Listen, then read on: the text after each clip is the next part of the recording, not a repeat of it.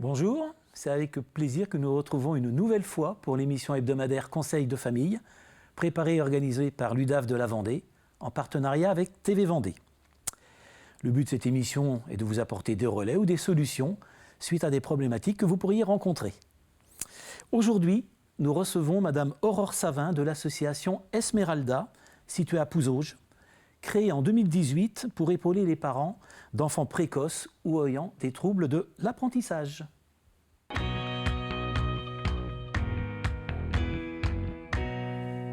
Bonjour Madame Savin. Bonjour. Merci d'avoir répondu positivement à l'invitation de l'UDAF. Merci à vous de nous réaccueillir ici. Voilà. Est-ce que vous pouvez vous présenter en quelques mots? Eh bien, je suis la présidente et la cofondatrice de l'association Esmeralda, basée à Pouzauges. D'accord. Et pourquoi pouvez-vous nous resituer cette association? Qu'est-ce qu'elle est? Quels sont ses objectifs? Sachant qu'effectivement, nous vous avions déjà reçu, mais on avait envie de vous réinviter parce qu'on a appris que l'association avait pris de l'ampleur. Tout à fait.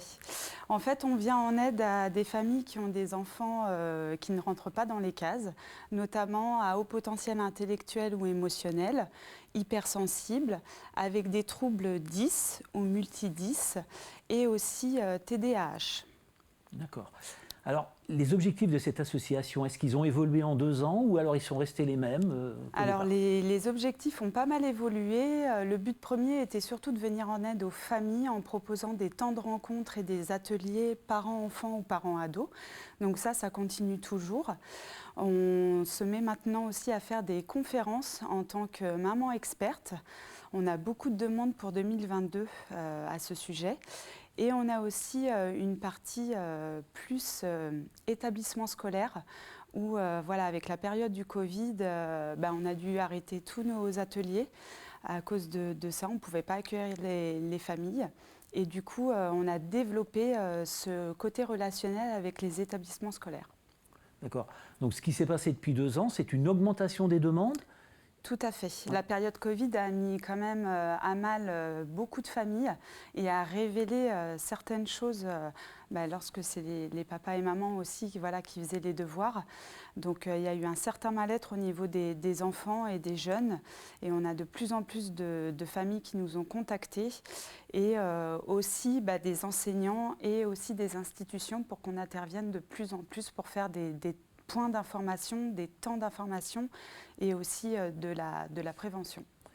D'accord, donc concrètement, quelles actions vous mettez en place? J'ai bien compris des conférences, mais est-ce que vous avez aussi des actions qui permettent aux familles de savoir comment se comporter avec leur enfant? C'est des choses comme ça? Alors en fait, on a on a aussi surtout déployé tout ce qui était ciné-débat avec des cinémas qui expliquent aussi comment fonctionnent les enfants.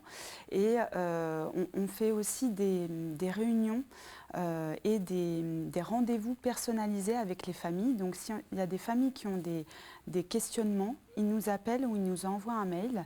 Et voilà, on prend du temps sur notre temps personnel parce qu'on est tous bénévoles pour les accueillir et trouver avec eux des solutions à mettre en place pour la vie quotidienne.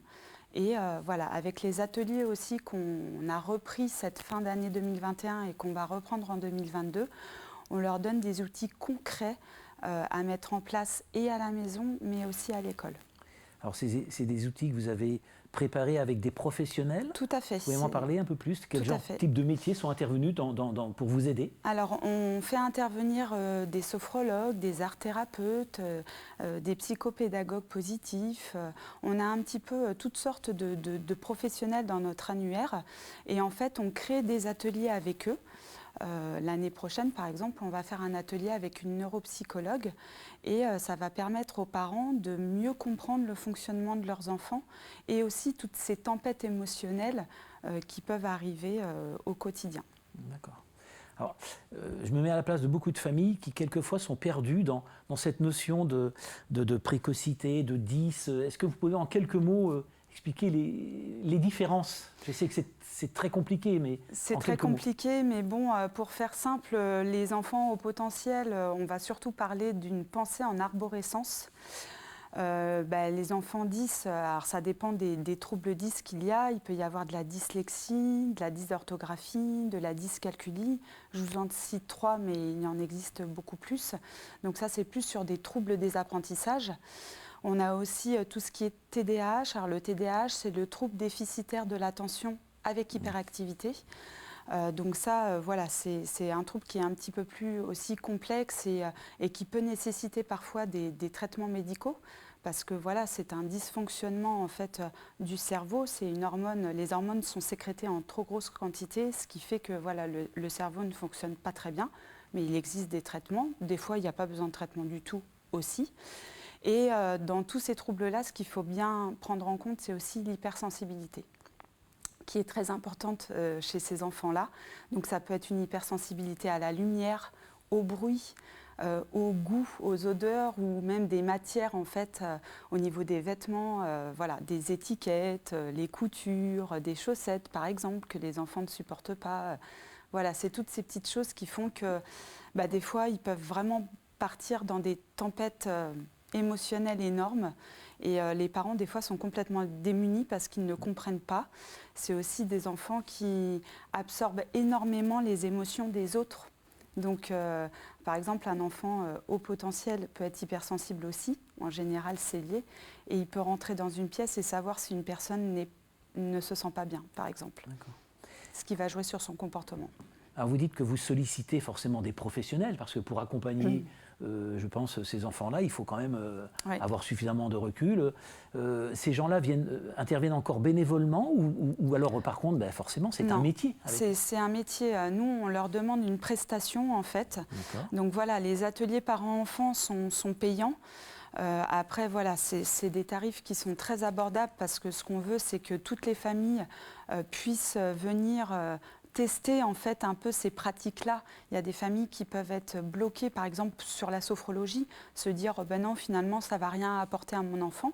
Et voilà, nous on leur permet de tester en fait à des tarifs vraiment très accessibles. Voilà.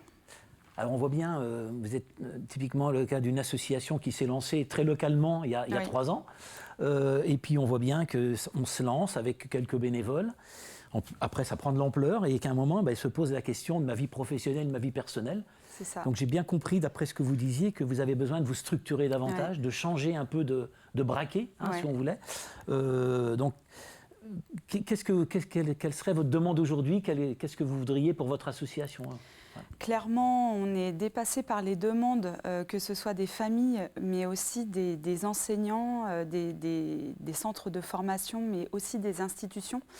On nous a demandé de nous positionner un petit peu au niveau départemental parce que voilà, on ne rayonne pas que sur Pouzauges, on rayonne de plus en plus dans le département et même dans les départements limitrophes. Vous êtes à Pouzauges, donc c'est quand même tout près aussi de d'autres départements. Exactement. Et du coup, là, nous, pour l'année 2022, il nous faut absolument des salariés. On doit se professionnaliser. On n'a pas le choix, en fait, parce que sinon, on ne pourra plus répondre à toutes ces demandes. Donc là, on a tous les moyens humains pour que l'association continue son déploiement.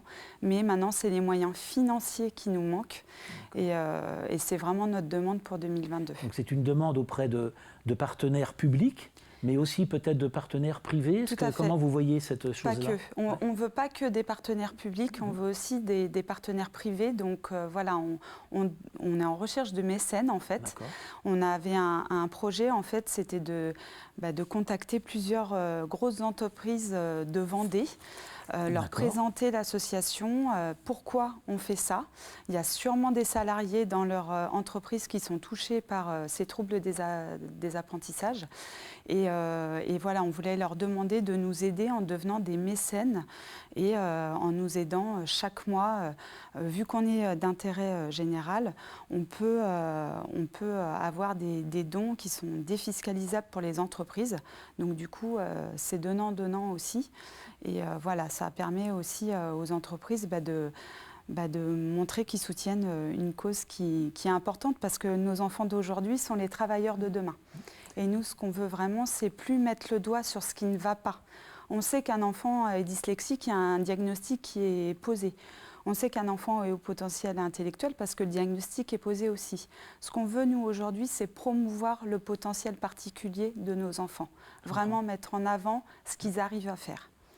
Alors, pour les familles, j'imagine que ça aura un coût à un moment.